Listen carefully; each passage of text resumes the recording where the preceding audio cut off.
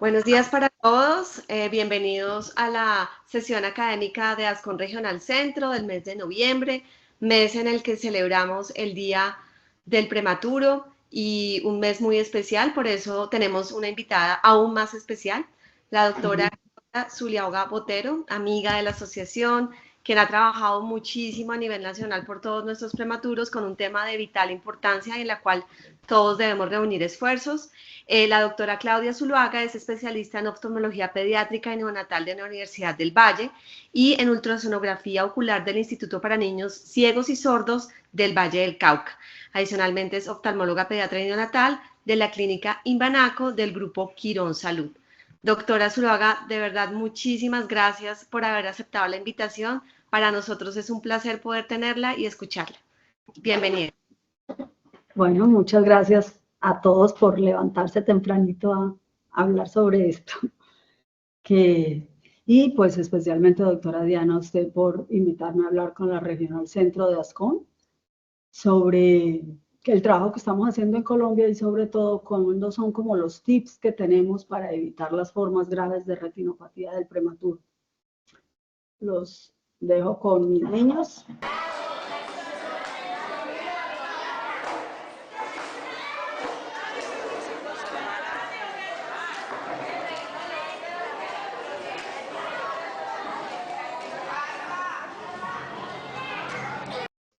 Los niños entrando al colegio.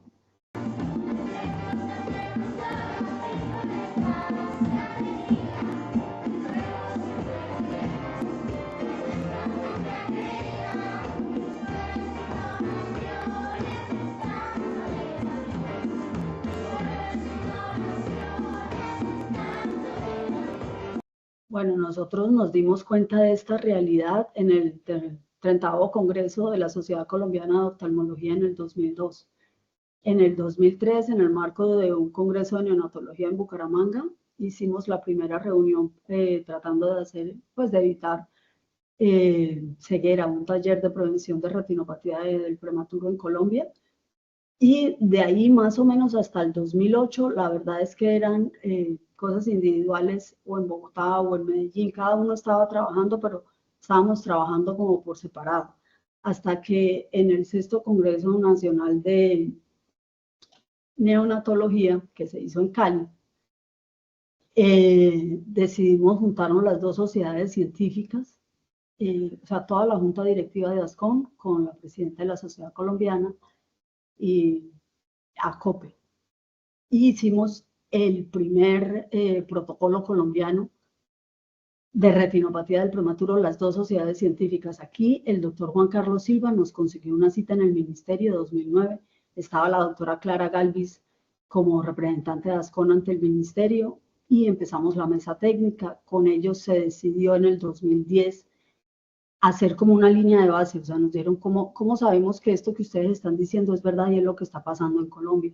Entonces se hizo esta reunión que fue realmente en el 6º Congreso Panamericano de Neonatología, como el que hicieron este año en Cartagena, y ahí el ministerio mandó epidemiólogos y nos tomaron todas las charlas que estábamos haciendo. Entonces se sacó y se decidió cuál era la ciudad en Colombia que estaba más, o sea, que tenía más ciegos. Y lo que cogimos es, según las que tuvieran más ciegos, por ahí arrancamos. Entonces arrancamos por Santa Marta. Quedaba de segundo lugar Montería y después Pasto. Entonces, haciendo este trabajo con el ministerio, yendo a Santa Marta, viendo ellos lo que estaba pasando, logramos en un año bajar muchísimo la retinopatía y logramos que ese año ya no salieran ciegos. El año anterior habían sido 12 niños los que se habían encontrado. Entonces, con esto el ministerio hizo que en el 2013 entráramos dentro de los criterios de habilitación que la valoración oftalmológica se debía hacer en las unidades de cuidado intensivo neonatal. Hasta ese momento ni siquiera era que pedir el favor de ir a las unidades porque no estaba incluido. Entonces estuvimos desde el 2011 hasta el 2019 realmente haciendo, yendo pues por todo el país. La implementación de este proceso para prevención de ceguera se hizo en 12 departamentos del país. Siempre empezábamos las convocatorias se hacen desde la Secretaría de Salud, y si ustedes ahorita, cualquiera quisiera que en su departamento se hiciera o empezáramos también este proyecto, lo que se necesita es tener un neonatólogo que tenga muchas ganas de hacerlo, tener enfermeras jefes, una enfermera jefe que se pueda encargar del programa en su unidad, tener un oftalmólogo en la región que esté entrenado para hacer valoración de retinopatía del prematuro, y incluir a todas las fisioterapeutas o terapistas respiratorias, perdón, que están en la región. Y esta es la forma como empezamos el proceso. Siempre tenemos que unir la información que tiene ASCON, de cuáles son las unidades que ellos tienen en ese departamento, y la información de la Sociedad Colombiana de Oftalmología y ACOPE, o ACOREP, que son las de retina, de qué retinólogos, qué oftalmólogos pediatras o qué oftalmólogos generales están en esa región, ya sea que ya estén trabajando o que no estén trabajando, pero que conozcan o sepan manejar retinopatía del prematuro. Cuando llegamos a la región hay unos datos básicos con los que hay que comprometerse, y que no se sacan sino una vez al año, y que son relativamente fáciles. Es en la unidad saber cuántos son los niños que ustedes tienen menores de 2.000 gramos en el año en esa unidad. El oftalmólogo lo que tiene que entregar es cuántos son los pacientes que valoró ese año y cuántos son los que operó. Y con estos 3 datos hemos hecho un trabajo en equipo que definitivamente ha mejorado la calidad de vida. Cuando arrancamos en el 2010, toda Colombia estaba en rojo, o sea, toda Colombia tenía retinopatía del prematuro por encima del 10%.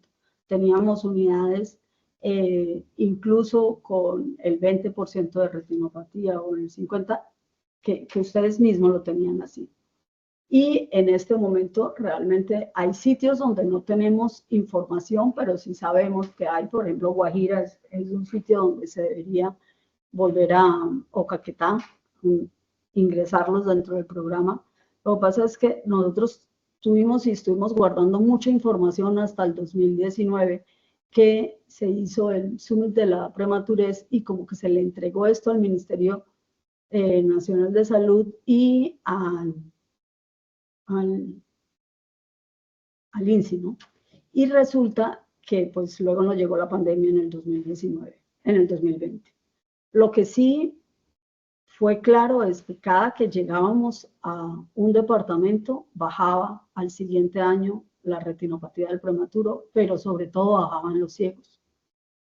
Como les digo, la estrategia, normalmente, por ejemplo, nosotros en el 2017 estábamos implementando Cartagena y Barranquilla, y llegaron 3 niños ciegos allí de Valledupar.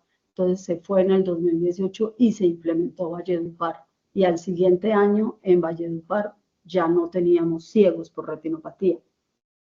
Este año, por ejemplo, han reportado desde Bogotá niños ciegos de Granada Meta y niños ciegos de Maicao. Entonces, pues sería el sitio donde nos gustaría ir. Esta diapositiva, ¿para qué es? Porque miren, nosotros estábamos en el Summit de la Prematurez, y allí estábamos trabajando, y estaba el Instituto Nacional de Salud. Entonces estaban sacando, o sea, estaba por salir, faltaba un mes por salir la ley de tamizaje neonatal.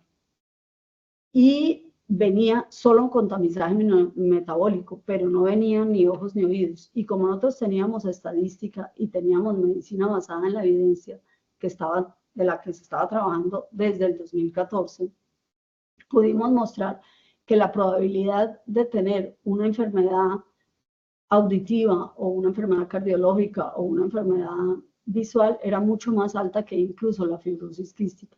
Entonces, incluyeron en menos de un año que quedara enmarcado dentro de la ley de tamizaje neonatal que también estuviera visual y auditivo mínimamente, y se dio 5 años para implementar esto. Y pues ya pasaron los 5 años, y ahora que salió la ley de tamizaje neonatal del 2007, ahorita en mayo, salió que la cardiopatía se iba a ver por pulso oximetría, que seguía pues el endocrino que se va a tomar de cordón del cordón o del talón, el auditivo, que se va a tomar por las emisiones otoacústicas, o el RATEA, que es la respuesta auditiva de tallo encefálico, y el visual, que quedó a cargo de los neonatólogos y los pediatras y los médicos generales, haciendo que con una oftalmoscopía indirecta, un reflejo rojo, o en caso de que saliera negativo, o sea, que ustedes lo ven y no ven ninguna anormalidad obvia o aparente, ven un reflejo rojo normal,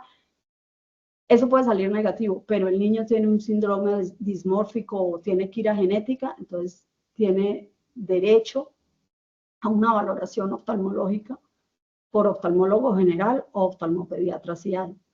O el niño tiene o están sospechando un síndrome de Down también, o el niño tuvo una hipoxia perinatal severa, o tiene un riesgo o una sospecha de enfermedad neurológica aguda, o una hipoglicemia, o una convulsión, o tuvo ictericia severa que no se trató, o una sepsis del sistema nervioso central, o tuvo cándida, o tuvo las enfermedades del torso. Entonces, todos estos niños ya, por haber tenido nosotros estadísticas y por haber tenido esto, ya en Colombia tienen derecho a valoración oftalmológica que antes no la tenían. Entonces, simplemente para mostrar cómo realmente podemos generar política pública cuando trabajamos juntos y cuando llevamos estadísticas. Entonces, haber tenido esto que hemos estado haciendo, que es implementando protocolos por toda Colombia, dentro de las cuales una de las bases grandes que tenemos es manejar oxígeno con responsabilidad, ha hecho que la retinopatía vaya bajando de grados del 18% que teníamos en muchas partes, pero por ejemplo esta gráfica que es del Valle del Cauca del 2014, que ya estaba en el 3%, y luego les voy a ir mostrando cómo ha bajado más, o la incidencia que nosotros en Colombia teníamos, esto es más general, por ejemplo. La incidencia en Colombia era de mucho más de niños mayores de 27 semanas y eran los que más nos les daba retinopatía. Ya en este momento los que más les está dando es a los menores de 27 semanas, que es lo que se espera, porque es a los que les debe dar. Entonces, el que tengamos diferentes departamentos llevando la misma historia clínica y llevando estas estadísticas básicas de a cuántos niños les dio, cuántos niños valoramos, cuántos niños les dio la enfermedad severa y cuántos eran los niños que teníamos que valorar. Vemos los porcentajes dentro de los que les da retinopatía.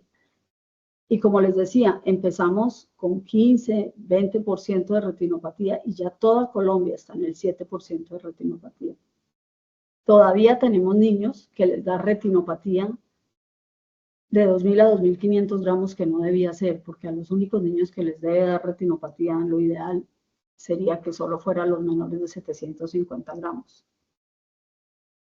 Por ejemplo, este artículo es bien importante, ya son 16.580 niños, este ya no lo publicaron el año pasado. Es del Valle del Cauca, son 12 unidades de cuidado intensivo neonatal, y como en el 2021 estábamos en 13% y en este momento estamos en el 0,7%. Haciendo que 3 bases, básicamente. Oxígeno, que no esté por encima del 94%, haciendo una valoración a la semana fijo, siempre en las unidades de cuidado intensivo neonatal, y mandando todos los niños a los programas Canguro. Esas son como las 3 bases grandes de este proyecto. Y lo otro es que, miren, los niños que les da retinopatía son por debajo de 1.000 gramos. O sea, ya más del 90% de los que tenemos de retinopatía en el Valle del Cauca son niños pequeños. Pero bueno, pasémonos pues a los tips. Eso era lo que hemos estado haciendo y lo que, si cualquiera de ustedes quiere, se puede pedir a ASCON que les ayude a implementar el programa en su departamento. Lo primero y más básico es que podamos ver fondo de ojo.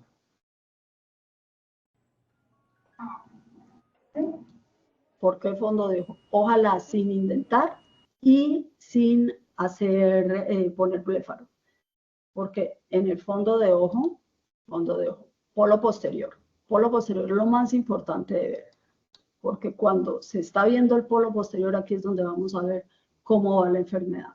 Y es lo más importante. Nosotros, si el fondo de ojo empieza a estar con plus y empieza a jalar hacia adentro, esto es la retinopatía severa y esto tenemos que tratarlo aquí, antes de que la retinopatía, que está en un estadio 3 en este momento, se nos vuelva a un estadio 4. Porque cuando la retinopatía del prematuro se vuelve un estadio 4, ya es muy complicado. Realmente, y en Colombia no tenemos, si el paciente se nos fue a un estadio 4, ya se nos va a quedar sin.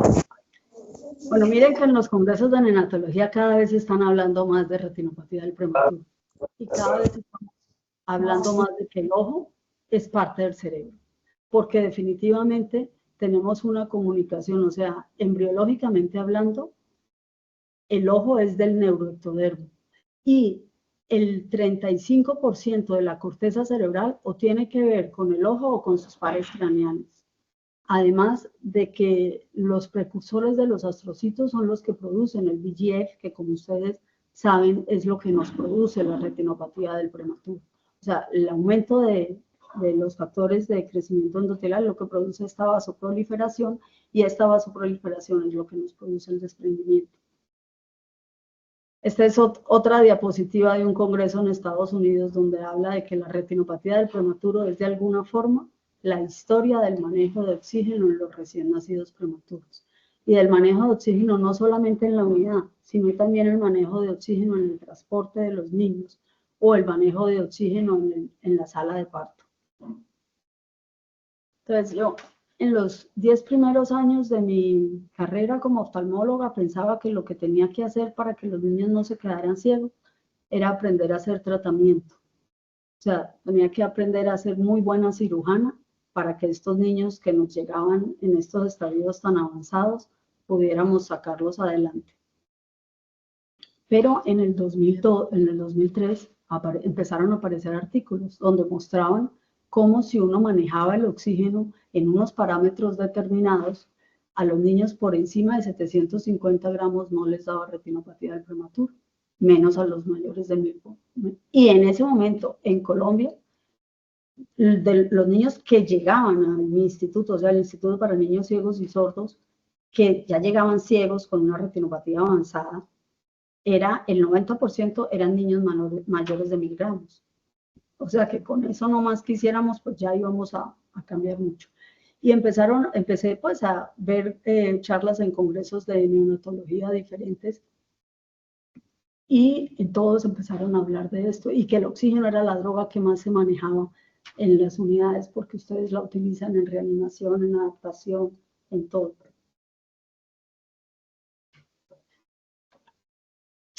Entonces, el protocolo, porque aquí está realmente todo lo que necesitamos. Todo lo que necesitamos en esta hojita que se las están compartiendo en ASCO. Entonces, tenemos 3 bases en este protocolo colombiano. Buen manejo de oxígeno y mejoramiento de la calidad de cuidado intensivo neonatal. El buen manejo de oxígeno empieza en la sala de partos. Es fundamental que en la sala de partos nosotros tengamos claro que si vamos a hacer una reanimación con la fracción inspirada de oxígeno está entre 21 y 30% y que no tenemos que tener a ese niño al 100% desde que nació. Es más, a los 3 minutos está bien que el niño esté saturando 70-75%, a los 5 minutos 80-85% y solamente debe ya llegar a 95% a los 10 minutos. O sea, no tenemos que poner oxígeno suplementario porque el niño recién nacido está saturando 80, porque eso está dentro de lo normal. Entonces, acordarse de cómo estamos manejando desde sala de partos el oxígeno, porque el niño que es sensible a esto puede, con solamente ponerle nosotros el oxígeno al 100%, empezando su vida, hacer que haya como un disparador, como un disparador de esta retinopatía del prematuro. La otra cosa, pues, es humidificar y calentar el oxígeno, usar el flujómetro de punto y de bajo flujo en 1 a 3 metros, utilizar los mezcladores y las alarmas.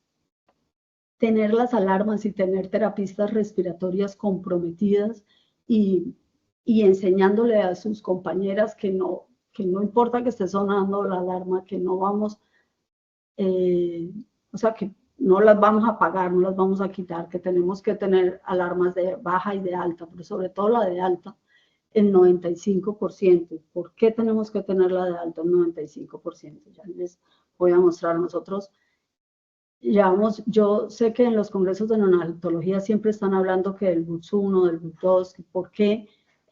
¿Cuáles son los rangos para tenerlos? Y los rangos en este momento son 89 a 94%, o sea, alarmas de baja en 88 o en 89. Nosotros cuando empezamos teníamos 88. Los argentinos desde el 2005 tienen las mismas alarmas, alarma mínima en 88 y alarma máxima en 95. Y si nosotros teníamos un problema de ceguera por retinopatía del prematuro en el 2002, lo tenemos ahorita, lo teníamos en el 2010, los argentinos sí que lo tenían, ellos tenían el 70% de sus niños ciegos por esta retinopatía.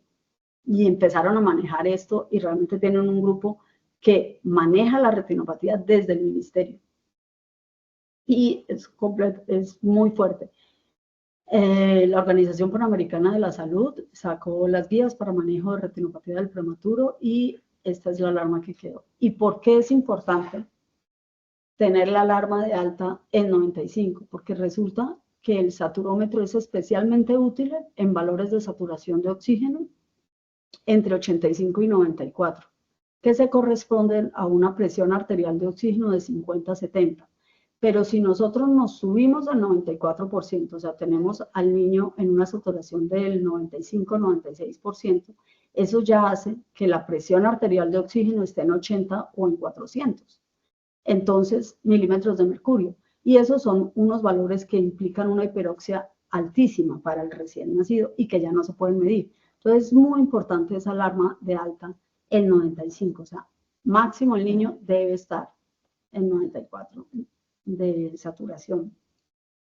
En otro congreso de neonatología este año que me compartió el doctor Solano, muestra cómo es de importante que si hacemos que si estamos haciendo muestras de sangre de los niños, lo hagamos con micromuestras, porque resulta que cuando se baja la fracción de la hemoglobina fetal, porque pues le pasamos al niño por transfusiones, porque le hemos estado sacando tanta sangre que tenemos que transfundirlo, le pasamos hemoglobina de adulto, pues es mucho más probable que a este niño le dé retinopatía del prematuro, sobre todo a los prematuros extremos. Entonces, mejora de la calidad que luego vamos a hablar. Obviamente no es solamente oxígeno, es fuera de oxígeno, pues no transfundirlos, es tener control del dolor, es tener control de la nutrición, pero de eso hablamos después. Pero pasemos, entonces, digamos que buen manejo de oxígeno es la primera, está en esta parte de nuestro protocolo explicado. Luego está la detección temprana de la enfermedad en las unidades de cuidado intensivo neonatal, con mínimo una visita a la semana. Es supremamente importante que la visita no sea una vez al mes, sino una vez a la semana. Y ojalá con una franja horaria, o sea, se sabe que el oftalmólogo llega los miércoles en la mañana o llega los martes en la tarde, pero que se sepa cuál es el día que llega el oftalmólogo a la unidad. O los oftalmólogos, porque puede que no, que haya un oftalmólogo que no se pueda comprometer con ir cada 8 días, pero entonces se tienen dos para que uno vaya cada 8 días, o sea, cada uno vaya cada 15. Es muy importante desde que el niño llega a la unidad. Inmediatamente llega el niño a la unidad, se tiene que saber cuál es la fecha que tenemos que ver a ese niño. Y esa fecha tiene que quedar consignada en el CARDES de enfermería, idealmente para que las enfermeras sepan qué día a ese niño lo tienen que tener dilatado en el día que va a llegar el oftalmólogo. ¿A quiénes vamos a valorar? Nosotros hasta el 2018 no veíamos sino los menores de 1.800 gramos, pero del 2018 para acá nos metimos en los menores de 2.000 gramos porque nos convalidamos con el protocolo de la OPS-OMS, que además ayudamos a hacer desde el Grupo Colombiano de Retinopatía del Prematuro. Entonces vamos a ver a los menores de 2.000 gramos o los menores de 36 semanas que tengan factores de riesgo, o sea, que hayan tenido ventilación mecánica, oxigenoterapia, que hayan tenido corioamnionitis o candidiasis, que tengan hemorragia intracraniana, que tengan leucomalacia periventricular, hidrocefalia o que hayan nacido por una preeclampsia severa. Esos son los niños que tienen factores de riesgo. Además, el oftalmólogo también debe ver los pacientes con sospecha de TORCH o los pacientes que van a ser valorados por genética. Y como vieron, ahora además los pacientes de tamizaje neonatal que el pediatra considere. Entonces, definitivamente el oftalmólogo se tiene que volver una parte integral de las valoraciones de recién nacidos prematuros. Ahora, ¿cuándo los vamos a valorar? La primera valoración la tenemos que hacer. ¿Perdón? Bien, ¿y tú? La tenemos que hacer antes que el niño salga de la unidad de cuidado intensivo neonatal. Si el niño nació de menos de 27 semanas, lo vamos a ver a la semana 30. Semana 30, antes de 27 semanas. Si el niño nació de 24 semanas, no tenemos que correr a verlo, ni si nació de 25, ni de 26 o de 27. El niño se ve cuando cumple la semana 30. No lo tiene que ver el oftalmólogo antes. Primero, porque no ve nada, porque la córnea está muy opaca y no nos deja ver para atrás. Segundo, porque no le va a dar retinopatía del prematuro antes de la semana 30. Y esto está comprobado y está sacado en todas partes del mundo que la retinopatía del prematuro no da antes de la semana 30 de edad gestacional, aunque el niño haya nacido muy pequeño y le hayan puesto oxígeno full. A los niños que nacen después de las 27 semanas, por protocolo se deben ver a las 4 semanas de vida. O sea, que si el niño nació de 27 semanas hoy, que estamos a 1 de noviembre, 4 semanas, 8, 7, 12, nos da que ese niño tenemos que verlo el 29 de noviembre. Entonces, esto es lo que es importante de apuntar. Llegó el niño hoy, nació de 28 semanas, nosotros lo vemos el 29 de noviembre. Que quede escrito en el CARDES de enfermería para que la enfermera, si por ejemplo en su unidad llega los lunes, entonces ese niño se va a ver es el 25 de noviembre. O si por el contrario, esos niños vienen a verlos es los miércoles. Entonces ella ve en su calendario cuándo le corresponde al niño de 27 semanas que nació hoy. A la 4ª semana vamos a verlo lunes. Lunes sería 2 de diciembre.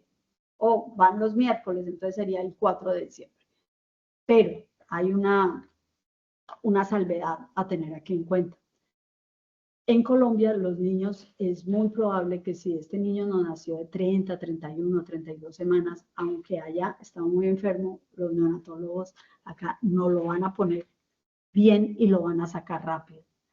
Entonces, no va a estar 4 semanas. Un niño que nace de 30 a 31 semanas, 32 semanas en Colombia, lo más probable es que vaya a salir de la unidad antes. Entonces, ¿qué les aconsejo yo?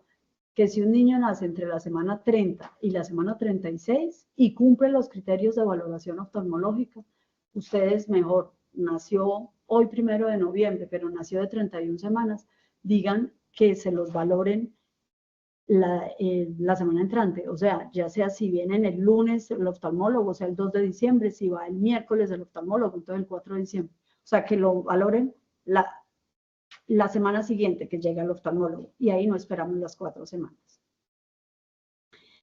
Esto es bien importante tener un protocolo y tener claro estos pacientes que vamos a ver que se registren. Nosotros tenemos una historia clínica que se usa en estos 12 departamentos y esto se anota. La unidad, y cuando estábamos trabajando con el ministerio se sacó un folleto de padres que pues se reparte cuando se empieza y la verdad pues ese folleto de padres se aprobó cuando estábamos en el gobierno de Santos. que afortunadamente, pues como fue, nosotros tuvimos como una continuidad muy grande porque nosotros empezamos a hacer todo esto, como les decía, en el 2008, pero seguimos haciendo en el 2019 y entonces en el ministerio venía como una continuidad porque fue Santos, fue Uribe 8 años y luego Santos 8 años, entonces realmente tuvimos 16 años siguiendo los mismos parámetros y entonces una vez que se aprobó, se volvía a aprobar el mismo. Pero bueno, esto no va al caso. El caso es que los papás tienen que salir con algo. Nosotros entregamos este folleto porque en este folleto podemos registrar la primera cita con fecha, hora, lugar, el nombre del niño, la edad gestacional. Es como una pequeña historia clínica y los papás se pueden ir con este folleto. Se pueden ir con esto para que es algo que les muestra dónde lo tienen que ver y fuera de eso es como un carnet para ellos. Y es fundamental, porque en ese mismo carnet el oftalmólogo cuando llega va a escribir cuándo es la siguiente valoración. Este semáforo está en el protocolo también. Este semáforo es pues para los oftalmólogos realmente, porque nosotros hacemos la valoración con oftalmoscopía indirecta y aprenden, hay muchos oftalmólogos de diferentes universidades del país que aprenden a ver los prematuros cuando están en su proceso de formación, como en la Universidad del Valle, en la Universidad de Antioquia, en la Bolivariana de Medellín, en la Universidad Javeriana de Bogotá, en la Universidad Javeriana de Cali, en la Universidad del Sinú. Entonces, estos oftalmólogos saben, cuando ven el polo posterior, si este niño tiene un estadio 1, 2 o 3, y puede decir la próxima valoración, pero puede que no se acuerde de todo, pero con el semáforo puede decir, no, pues con esto que yo encontré en esta zona y en este estadio, ¿cuándo es que lo tengo que ver? Entonces, para eso lo tenemos allí.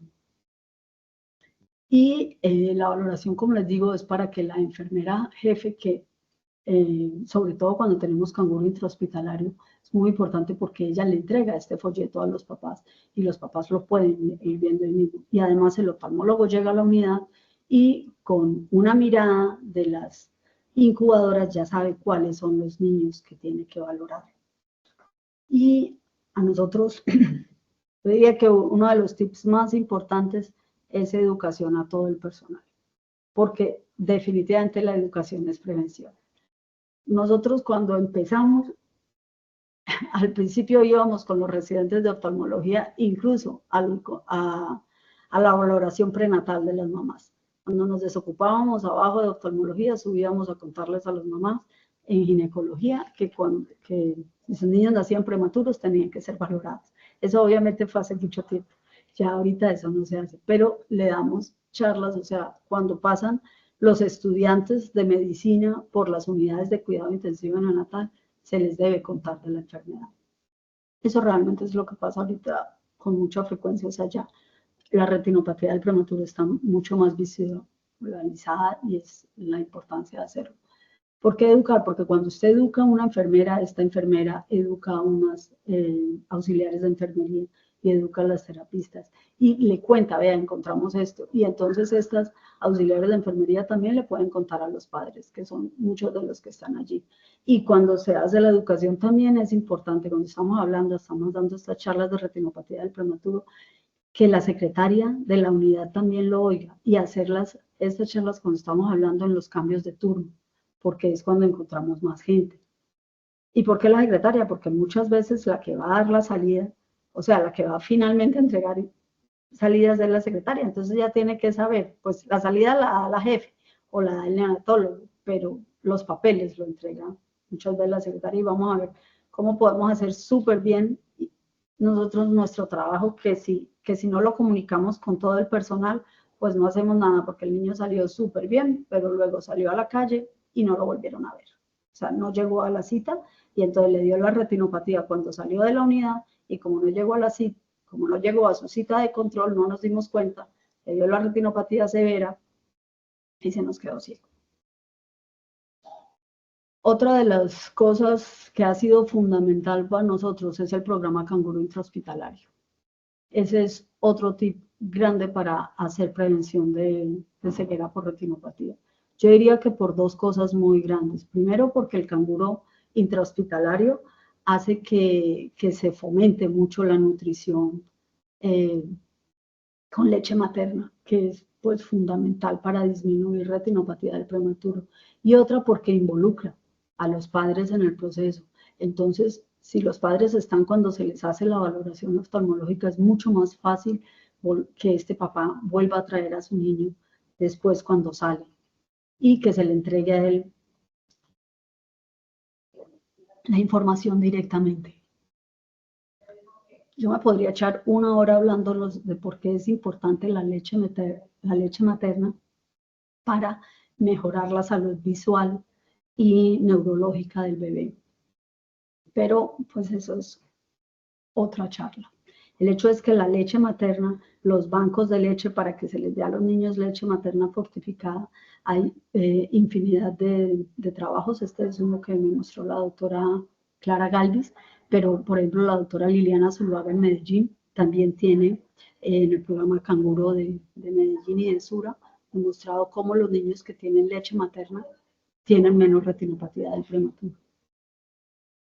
Entonces, ya hablamos del buen manejo de la calidad de cuidado intensivo, estábamos hablando de la detección temprana y viene la coordinación del proceso administrativo cuando el niño sale. Esto definitivamente es fundamental. Yo antes decía, no, si ya el niño sale para un programa canguro, no hay ningún problema.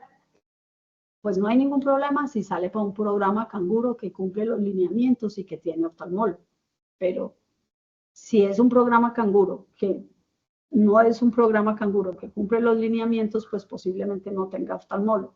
Entonces, no sirve que salga simplemente para el programa canguro. Tiene que salir por un programa canguro que tenga valoración oftalmológica y que se le haga la valoración oftalmológica cuando el oftalmólogo dijo que era su siguiente valoración oftalmológica. Esta es otra diapositiva de un neonatólogo neozelandés, el doctor Brian Darlow, que a mí me gusta mucho porque él habla de cómo la mejora en la calidad de cuidado neonatal reduce la retinopatía y muestra lo multifactorial que es.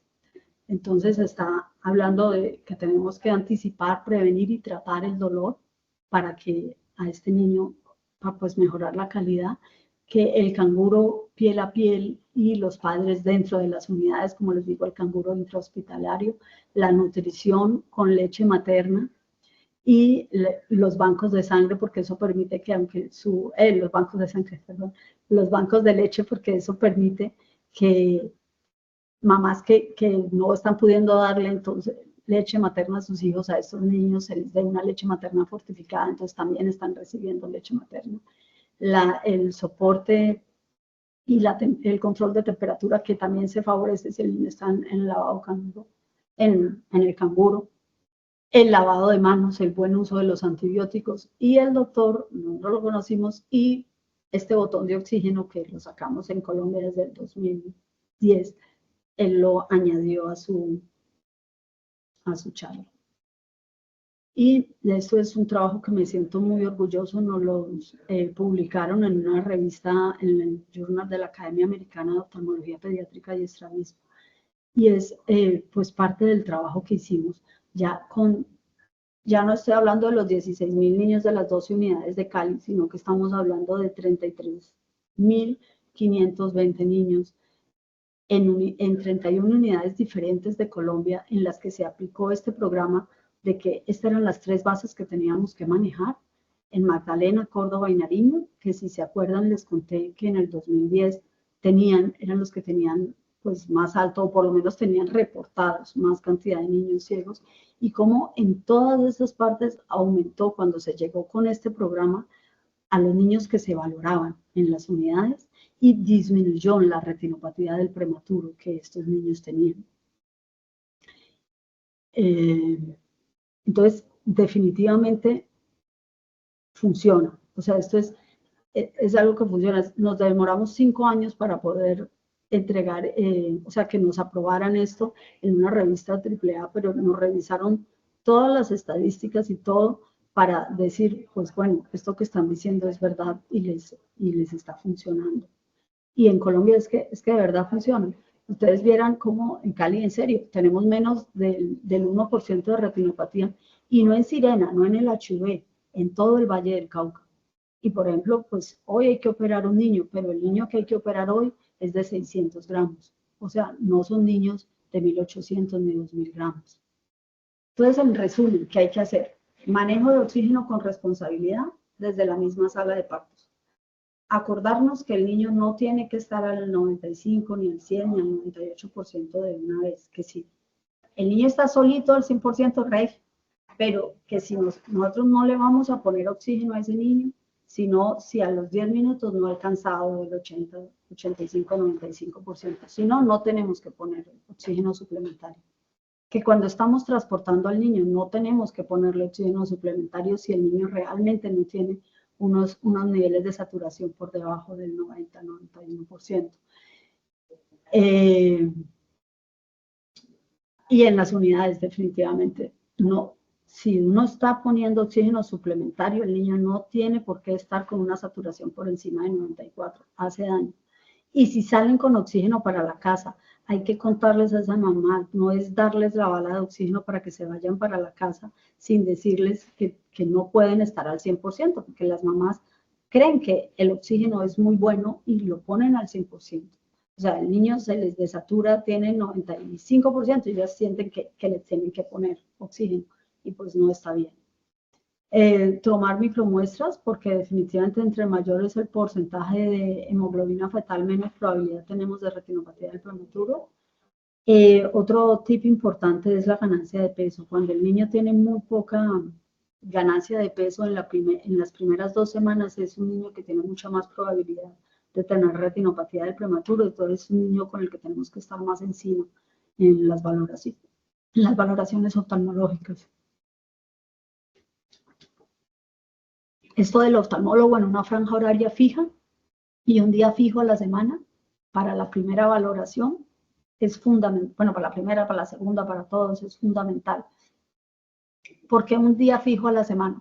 Porque cuando el día no es fijo a la semana, sino que se sabe que el oftalmólogo va, pero no se sabe si va lunes, martes, miércoles o jueves, está probado no solamente en Colombia, sino en Perú, en Argentina, en Chile, en muchas partes que no vemos sino el 30% de los niños que tenemos que ver. Bueno, del 50 al 30% de los niños. Se necesita que sea un día fijo a la semana. Idealmente que se sepa si es la mañana o la tarde. Porque las gotas cuando ustedes ponen las gotas para dilatar los niños, estas gotas duran 4 horas. Entonces necesitamos una franja horaria, a ver más o menos en qué horas va a venir el oftalmólogo. Si se puede iniciar en el canguro intrahospitalario, pues mucho mejor todavía. Si en la medida de lo posible podemos dar nutrición con leche materna o leche materna fortificada, si hay bancos de leche, pues es ideal. Asegurar que los niños salgan con una fecha, hora y el sitio para el que van a la valoración, a la siguiente valoración o cita en el plan canguro, que tenga oftalmólogo, porque nunca podemos darle, vea, usted le toca valoración oftalmológica y entregarle la valoración oftalmológica sin decirle cuándo es, porque miren, eso por ejemplo, en estos días me contaba la doctora Oriana que le están llegando por consulta externa de Sura pacientes que salieron de unidades, creo que es con subsidio, que va, porque en el programa Canguro no tienen ahorita oftalmólogo. Es por decirles, es simplemente un ejemplo. Nosotros tenemos que salir con el niño, con la fecha, hora y lugar y el sitio a donde tiene que ir, porque si no se nos pierde en el sistema. Entonces, nosotros tuvimos la mejor calidad de cuidado intensivo neonatal que pudimos, el oftalmólogo fue a las valoraciones, pero el niño salió y la retinopatía, acuérdense que el pico de la retinopatía del prematuro es entre la semana 34 y la semana 36. Y esos niños normalmente no están en las unidades en Colombia. Entonces, es muy importante que los veamos, o sea, que el oftalmólogo esté viendo el niño. Si el oftalmólogo la primera valoración la hizo en la semana 30, seguramente va a ser la segunda en la 32 y la segunda en la 34 y la siguiente la va a hacer en la 36 o en la 38. Entonces, tiene que llegar, porque si no le llega, por mejor que estemos haciendo las cosas, a ese niño se nos va a quedar ciego en el sistema. Otro resumen, a los prematuros mayores de 750 gramos no les debía dar retinopatía del prematuro, pero la realidad es que todavía les da. En Colombia cada vez menos, como les mostré, es menos del 7%. O sea, a los mayores de 2.000 gramos la probabilidad en Colombia de que les dé retinopatía es del 1%, pero pues si es el hijo de uno es gravísimo, porque pues se le quedó ciego, si no lo vimos. Y también da todavía entre 2.000 y 2.500 en el 3% en Colombia. No me canso de decir que el oxígeno con responsabilidades de salas de partos, recordar que no tiene que estar por encima de 95 en el transporte de la unidad, en el transporte que está, o sea, mientras sale el niño de sala de parto y llega a la unidad. Acordarse que si le estamos dando oxígeno suplementario no tiene que estar por encima de 94 y que si salen para la casa el oxígeno no puede estar al 100%, sino que tiene que estar por debajo de 94 y tratar de mostrar, de tomar las micromuestras de sangre y acordarnos de la ganancia de peso. Si un niño no está ganando bien peso en los 2 primeros años, en los 2 primeros semanas, es un niño que tiene bastante probabilidad de que no le dé retinopatía del prematuro. Claro que sí, puedo darte mi gelatina, mi chocolate y compartir mis papas fritas y unas galletas, regalarte. Eres amigo, muy amigo, solo a ti cuento lo que siento, porque yo sé que tú sabrás guardar muy bien todos mis secretos.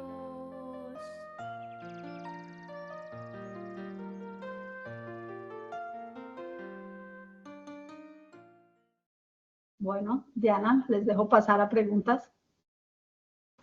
Doctora Claudia, muy enfocada en lo que como neonatólogos tenemos que trabajar en las unidades y no solo nosotros, sino con todo el equipo, lo que usted decía, hasta la secretaria tiene que estar sensibilizada con esta patología y en los programas canguros que tengan el oftalmólogo disponible para poder hacer el seguimiento adecuado. Muchísimas gracias, doctora. Hemos recibido la primera pregunta. Dice que si hay algún proyecto de ley para que todos los bebés sanos sean valorados por oftalmología en Colombia, no solo buscar la retinopatía pretérmino, sino también otras patologías. Sí, fíjate que en la ley, en la 207, que es la ley de tamizaje neonatal que salió ahorita en mayo, está que todos los bebés que, o sea, que se les debe mirar los ojos, que antes no estaba, pero ya está, que se les debe mirar los ojos, y que aunque no, venga, me les devuelvo, que aunque no tengan retinopatía, resolución 207 del 2024, tamizaje neonatal en el recién nacido. Todos estos niños ya no son de retinopatía, sino que tienen anomalía craneofacial, genética, TORCH. Todos estos niños ya deben ser valorados por oftalmología. Entonces, no solamente hay proyectos, sino que ya está. No sé si eso responde. Sí, eso es importante. Y adicionalmente, doctora, digamos que todos sabemos que en los prematuros y los de bajo peso los mandamos al programa Canguro, que de algún modo se garantiza seguimiento, ¿no es cierto? Pero como decía la señora. Sí, los menores de 2.500 que son prematuros. Exacto. Entonces, pero pues a veces hay bebés que son a término, pero que tienen alguno de estos factores de riesgo. Entonces recuerden que nosotros debemos articular todos estos bebés de alto riesgo con la ruta de alto riesgo pediátrico de nuestras RIAs del ministerio. Entonces eso también es importante que nos articulemos con las aseguradoras para garantizar el seguimiento de estos bebés. Acá tenemos, doctora, otra pregunta también. Los hijos de bebés, los bebés hijos de mamás con preeclampsia que no entran a la unidad, ¿en qué momento se valoran? Porque habitualmente estos a las 48 horas de pronto les estamos dando salida. Estos bebés se pueden valorar en el primer mes de vida. Porque estos bebés que les dieron salida, que la mamá tuvo preeclampsia, pero que ellos ya llegaron grandecitos, pues seguramente no van a tener problema. Ustedes los pueden ver en las 48 horas. Se supone que en las primeras 48 horas salen de la unidad de cesárea y ahí el que los vio fue solamente el pediatra o el médico general. Entonces, pero el pediatra o el médico general puede autorizar y pedir la valoración por oftalmopediatría. Puede pedirla en este mismo momento y ya está incluido dentro de la ley que se valore. Así es, además es importante recordar que todos nuestros bebés tienen que tener tamizaje visual, ¿no es cierto? Ese tamizaje visual es al egreso, pero después tienen que, como dice la doctora Zuluaga, mandarlos con su orden para la valoración en el primer mes de vida por oftalmología pediátrica. Doctora Zuluaga, mire que en el último congreso que estuvimos de Panamericano de Neonatología la semana pasada, y esto es algo muy importante, el doctor Bancalari decía que ellos habían visto que con los, claro, la ventilación mecánica en neonatología ha avanzado mucho y tenemos muchísimos modos de ventilación no invasiva ahora como la cánula de alto flujo. Y el uso de la cánula de alto flujo nos ha facilitado muchísimas cosas, bien indicada y bien utilizada, pero se ha documentado que ha aumentado la retinopatía y la leucomalacia en esos pacientes que están expuestos mucho tiempo a este soporte no invasivo. Entonces, él hacía énfasis en la importancia de que estos bebés les vigilemos muy juiciosamente las saturaciones y las indicaciones y hasta dónde debemos tenerlos con ese soporte. Cuando ya podemos decir no la necesita o si la necesita, estar vigilando siempre esas metas de saturación que debemos tener. Acá, doctora, hay muchas felicitaciones para usted por la presentación. Un saludo del doctor Orrego, del doctor Franklin, del doctor Muñetones también felicitaciones. La doctora Clara Galvis, doctora, le manda un mensaje especial.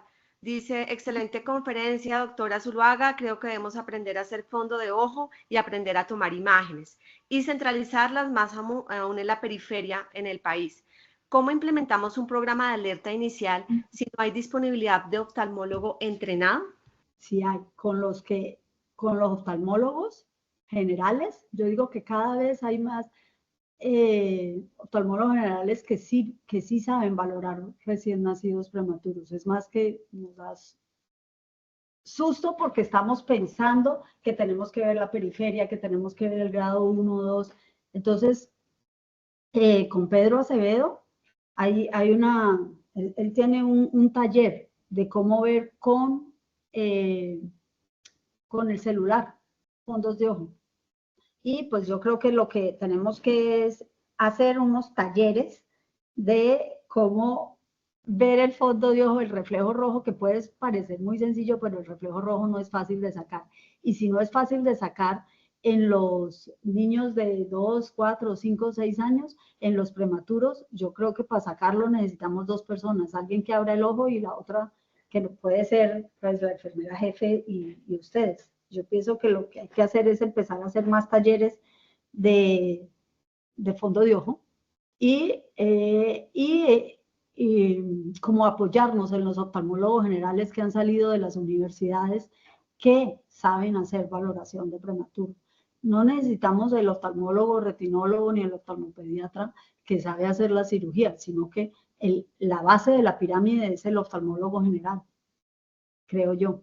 Lo mismo que la base es el pediatra que no le da susto poner un oftalmoscopio a mirar el ojo al niño. Porque es que empezamos por decir, eso es muy difícil, no, yo creería que tenemos que empezar a aprender a mirar los ojos, simplemente abrirlos. Así es, doctora, muy cierto esto y ojalá pudiéramos hacer esos talleres. Yo creo que es un punto importante a trabajar con las sociedades. Mira que creo que en la próxima reunión de ACOPE, del Congreso Nacional de Pediatría, va a haber una sesión con ACOPE, que es la Asociación Colombiana de Oftalmología Pediátrica y Estrabismo. Porque definitivamente yo creo que lo que hay que hacer es estar juntos. O sea, esto no es un problema de los oftalmólogos o es un problema del neonatólogo, es junto. Porque si no, o sea, normalmente se hacen las reuniones aparte y así no funciona. Porque tiene que ser en el mismo sitio. Pero sí hay manera, yo pienso que cada vez hay más oftalmólogos que saben enseñar a ver cosas mínimas, es que es mínimo, es abrir el ojo. Muchas veces tú simplemente tienes que abrir el ojo para ver que hay un leucoma o que hay una catarata. Pero como muchas veces pensamos eso es tan difícil, ni siquiera nos tomamos la molestia de irlo a abrir. Y resulta que hay cosas que son obvias, que sí se ven, aunque uno no sepa hacer un buen reflejo. Así es, acá el doctor Plankin comenta que estuvo en un congreso en Orlando, la Academia Americana de Pediatría, y que hicieron un taller de retinopatía para pediatras y que fue una excelente oportunidad para aprender. Entonces, sí, yo creo que es algo en lo que podemos trabajar. Doctora, Yo también hay creo otra que sí. pregunta sobre qué opinión tiene sobre el monitoreo a distancia con equipos de tamizaje, ahora además con inteligencia artificial. ¿Será una buena opción para unidades que no tengan oftalmólogo? ¿Qué opina, doctora?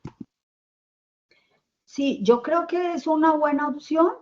El problema es que yo siempre he dicho que es más, o sea, las unidades de cuidado intensivo neonatal tampoco están en regiones, o sea, usted necesita por lo menos tener, o sea, uno muchas veces dice en Florencia, Caquetá, resulta que en Florencia, Caquetá llegan oftalmólogos. Entonces, bueno, sí, o en La Guajira. Resulta que en La Guajira hay muchos oftalmólogos. Otra cosa es que no se hayan coordinado para ir a las unidades, pero sí los hay. Entonces, bueno, sí, uno puede comprar las cámaras. Pienso que sirven, ¿vale? Pero pienso que nos falta más es coordinarnos, más que comprar equipos de 100.000 y $200.000. Si nos coordinamos y se organiza con el oftalmólogo, que también va a haber otra cosa allá, y se le paga, el oftalmólogo va a ir, porque eso es lo que hemos visto en todas partes. Pero sí van a servir, va a ser una muy buena opción. En la India, por ejemplo, lo usan muchísimo y funciona. Cuando nosotros empezamos en Santa Marta, la doctora Carolina Serrano, para ir a Fundación, que le quedaba como a 2 horas, ella mandaba, era una cámara que es la Picture Plus, con su auxiliar de enfermería, y la auxiliar tomaba las fotos, se las mandaba a ellas y se saca muy buena imagen. Sí, yo creo Entonces, que eso va a ser un mundo nuevo para explorar y para aprender telemedicina y todo esto para sobre todo las regiones distantes de nuestro país, que era el mapita que usted nos mostraba, doctora, cómo ha cambiado el panorama en Colombia, pero todavía hay regiones que no tenemos datos, no sabemos. sí, pero mira que, por ejemplo, yo en estos días, cuando llegó el niño de Maicao, que me lo Sí. reportó el doctor de Valledupar, resulta que a La Guajira sí van oftalmólogos. Yo pregunté en Valledupar, bueno, ¿quién está yendo a La Guajira? Y en La Guajira hay uno que está trabajando, pero hay como 6 oftalmólogos yendo. Lo que no están es coordinados. Hay 4 unidades. Y yo me metí en la página de Ascon, y en Guaira no aparecen las unidades de Ascon. Ya, pues ya van a aparecer seguramente la semana entrante, pero no estamos, pero eso no quiere decir que no esté el recurso y que no haya gente que podría hacerlo. Sí, No eso sé es si me explico. importante y es actualizar toda la red de la base de datos que tenemos de las unidades en Colombia, porque cada O vez hay sea, más unidades y es importante tenerlas. no, más que tenerlas, yo digo, es ir. Lo que pasa es que, pues, ir y se necesita como digamos, voluntad política. Y la verdad es que este año que tratamos de hacer una reunión con el ministerio, pues pues siempre hay cosas más urgentes. Pero, pero si volviéramos a hacer lo que estábamos haciendo hasta el 2019, eso se cuadra. Uno va allá y dice, bueno, ¿quiénes hay? ¿Quién quiere trabajar? Y si no quiere trabajar nadie, pues ahí está lo de tener una cámara. Lo que pasa es que estas cámaras son cámaras transportables, pero realmente no son para estarlas pasando, a no ser que pues fuera alguien que sepa y entonces tenga este celular, pero para eso hay que tener la experticia. Así es, doctora, muchísimas gracias. Ya para finalizar, en aras del tiempo, la doctora Clara Galvis de la Asociación Colombiana de Neonatología, ella dice pues que están todos totalmente invitados a participar en la red de prematurez que se va a activar nuevamente el próximo año para articularnos en pro de trabajar de estas patologías que tienen una alta morbilidad en nuestra población. Doctora, muchísimas gracias, fue una excelente conferencia, muy enriquecedora para todos y nos da como una alerta sobre la importancia de trabajar en todo esto. Les recordamos que la charla se grabó, va a estar disponible en nuestro canal de YouTube para que por favor se inscriban, la pueden descargar, compartir con sus equipos de trabajo. Muchísimas gracias, doctora Claudia. De verdad, para nosotros fue un honor poder tenerla acá y gracias por todo el trabajo que ha desarrollado en Colombia para nuestros prematuros. Muchas gracias. Pues, vale, chao.